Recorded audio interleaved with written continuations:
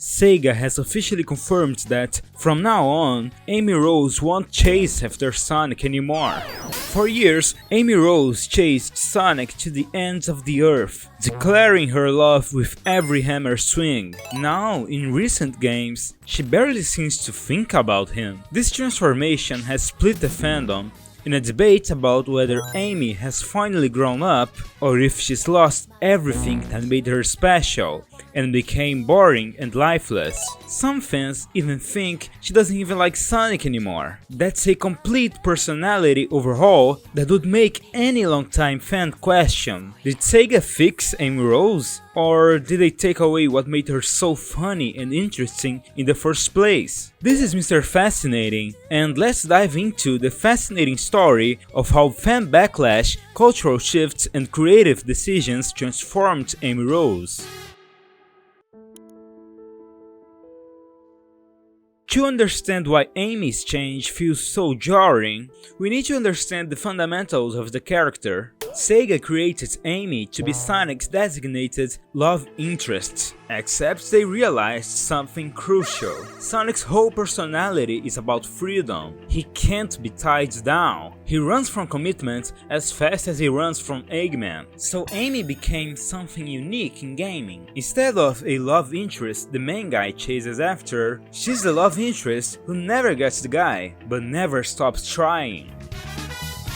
Then Sonic Adventure evolved everything. Amy became a deeper character here. Throughout the whole campaign, she's protecting a Flicky from a killer robot. She breaks out of the egg carrier prison. She risks herself to protect Gamma from Sonic. And then she convinces the robot to turn against Eggman through pure compassion. She was proving herself, but she still chased Sonic everywhere. Those iconic scenes where she's harassing him in Station Square, that's Amy. She wore her heart on her sleeve, expressed her emotions, and brought this chaotic energy that made every scene more funny. Fans loved it. She was flawed, real, and refreshingly honest about her feelings. By the end of her adventure campaign, she became more independent from Sonic. She completed a character arc, much like how Tails did, and we see this complete, evolved version of Amy in Adventure 2. Here, Amy had her greatest character moment. In the game, this pink hedgehog infiltrates Prison Island, a maximum security government facility, just to rescue Sonic. When Shadow's about to let the world burn, Amy's heartfelt speech about humanity's goodness is what changes his mind.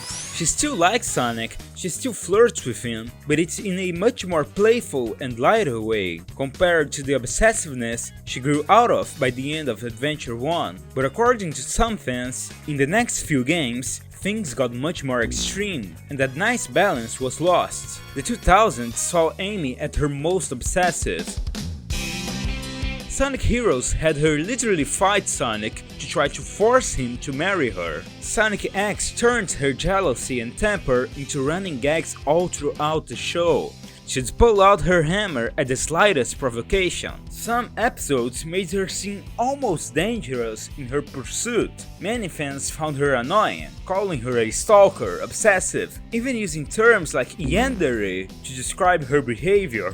But here's the thing nobody talks about. Amy represented something important. She was the heart of the team, and her flaws made her human. Amy actually had great moments in Sonic X. One that comes to mind is in episode 52, the scene where the song Natsu no Hi plays. It's one of the most famous Son Amy scenes, because it suddenly confirms that, deep down, Sonic actually likes Amy. In my opinion, even the jokes with Amy's obsessiveness were just funny comic relief moments that made the character cast feel much more alive and playful than if she was completely subdued and serious. Yeah, keep that in mind. But the criticism was getting louder, and Sega was listening.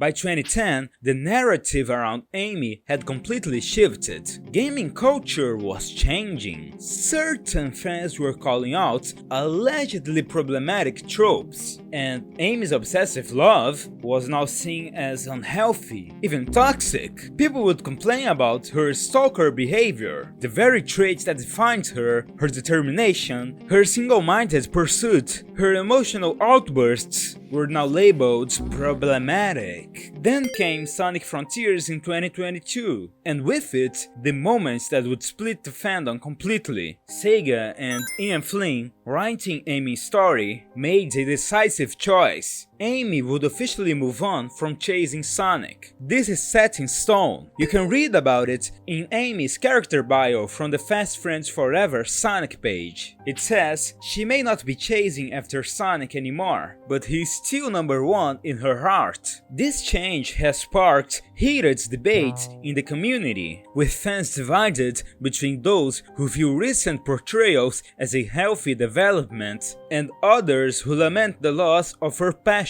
In the game, Amy discovers the Coco's ancient love story and decides to share her love with the world instead of focusing it on one person. She literally tells Sonic she wants to go her own way. For some fans, this was growth. For others, the character now felt emotionless and her decision didn't make sense. Sharing love with the world seems like something too vague to even grasp. Flynn defended the decision on his podcast. I'll show you the clip. The whole goal with Amy's story in Frontiers was to bring it to some kind of end, because this whole will they won't they cat and mouse that we're never going to actually get an answer on felt antagonistic, not necessarily intentionally, but this constantly dangling carrot without any real commitment one way or the other. It's like, let's just have them move on in some way, do the characters a service so that there's more to them than just the, will they have kisses one day? Do something.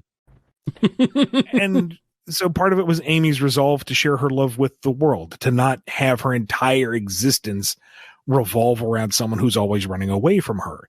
She has so much love to give. She has so much potential. Instead of focusing it on one person, give it to the world and see what a force she can be. The problem is that Ian Flynn seems to not understand that Amy always spread its love to the world, not just Sonic. In Adventure, we see her compassionately help the Flicky and E102 Gamma. In Adventure 2, it's her empathetic words that help bring Shadow into redemption. Even in Sonic Heroes, Amy didn't go out chasing Sonic just for the sake of it. She wanted to help Big and Cream find Froggy and Chocola. Ian says it's frustrating that we don't get a conclusion to the romance of Sonic and Amy, but that's kind of the point. In that scene from Sonic X I mentioned earlier, in the moment that basically does reveal that Sonic likes her, the reveal is still hidden behind a lip sync as the audio goes off, so they kinda left Sonic's confession hidden. Remember that even though Sonic X isn't canon, it's the one show that was directly supervised by Sonic Team and had even writers like Shiro Maekawa from Adventure 2 work on episodes. There are many better ways to mature Amy than to just eliminate her relationship with Sonic and her boldness.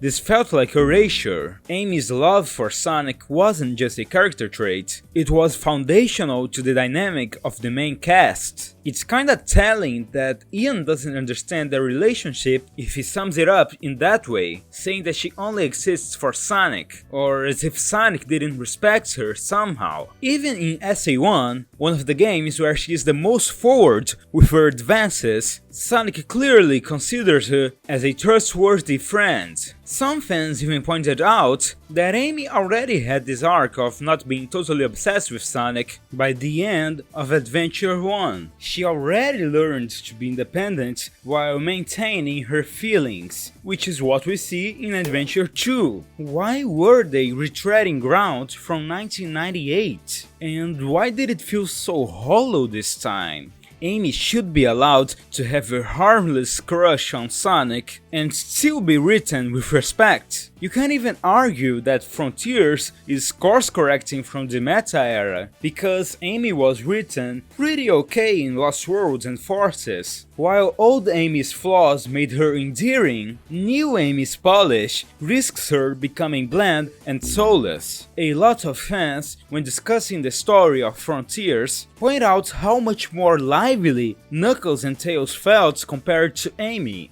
It's as if Amy now is a lifeless husk of herself.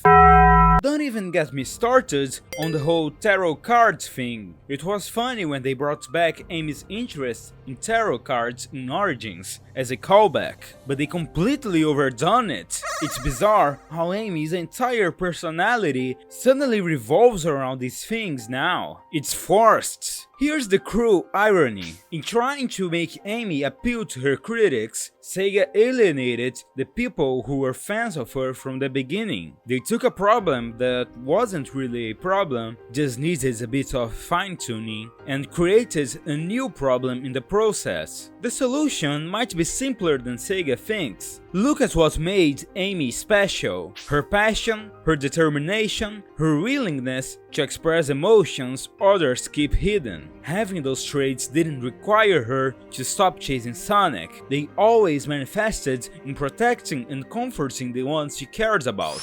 Amy Rose was never meant to be perfect, she was meant to be real, flawed, emotional, but always genuine. That's what made her resonate with fans worldwide. Not her crush on Sonic, but her refusal to hide what she felt. I really hope the writers notice this and we can go back to have Amy liking Sonic again, especially in the upcoming 4th movie. Click the video that's appearing on screen right now before it disappears to learn more about the different eras of Sonic over the years and how the writing and stories changed over time.